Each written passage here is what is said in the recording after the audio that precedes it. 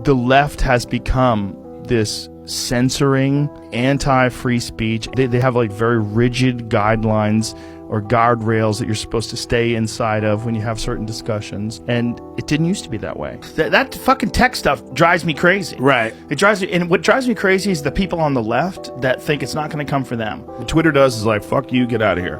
What Instagram does, the same thing with all these people. But the problem with that is then it goes further and further and further and further down where you're getting rid of people for just not agreeing with you. My worry is if you do something controversial and it's on YouTube and then YouTube decides to pull it down.